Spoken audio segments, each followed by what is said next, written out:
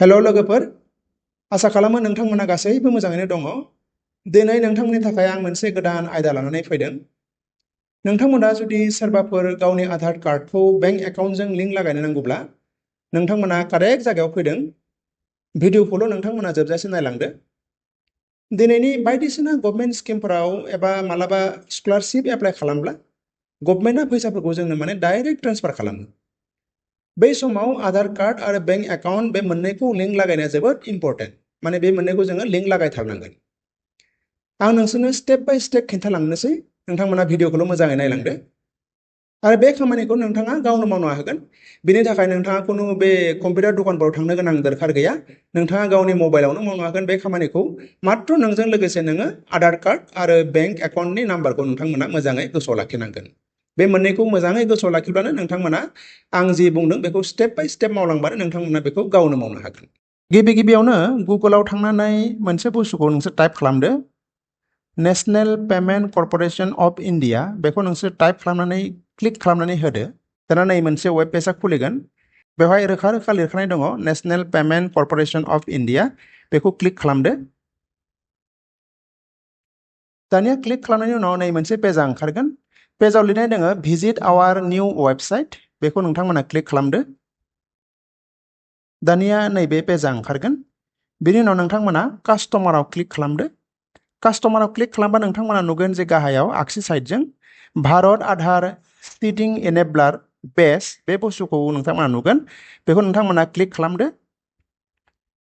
दानिया जों जुदि लेफ्ट साइडजों नायो बेवहाय माखासे खोथा लिरनाय दङ।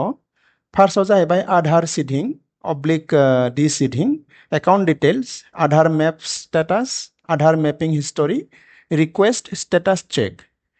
आधारखौ बेंक एकाउन्टजों लिंक खालामनो थाखाय नोंथांमोना बे फार्स्ट नाम्बाराव थांबानो जाबाय। बे आधार सीडिं बेखौ नोंथांमोना क्लिक खालामदो।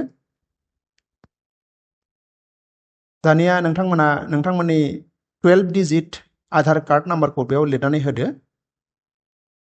आं मोनसे एग्जाम्पल हिसाबै बेवहाय मोनसे नाम्बारखौ लिरनानै होबाय। जिहेतुके जोंनिया आधारखौ सीडिं खालामनांगौ, बेनिखायनो नेक्स्ट बक्सआव नोंथांमोना सीडिंखौ क्लिक खालामना दोन। बेनि उनाव फ्रेश सीडिं, जुदि नोंनिया जुदि गोदान सीडिं खालामनांगौबा, गोदान लिंक खालामनांगौबा बेवहाय फ्रेश सीडिं बेखौ नोंथांमोना क्लिक खालामदो। दानिया गावबागाव बेंकखौ बेवहाय सेलेक्ट खालामदो। नोंनि बेंकनि नामखौ बेवहाय सेलेक्ट खालामदो।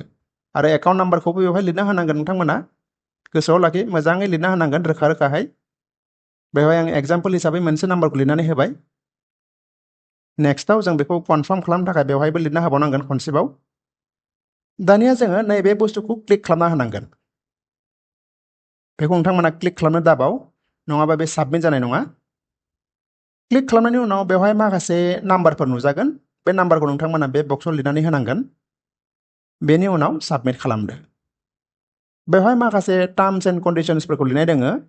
बेखौ बांद्राय फरायनो गोनां जोंहा दरखार गैया। नोंथांमोना बेवहाय एग्रि एन्ड कन्टिनिउ होननानै क्लिक खालामना होबानो जाबाय। दसे उनाव नोंनि रेजिस्टार्ड मबाइल नाम्बाराव मोनसे अटिपि थांगोन।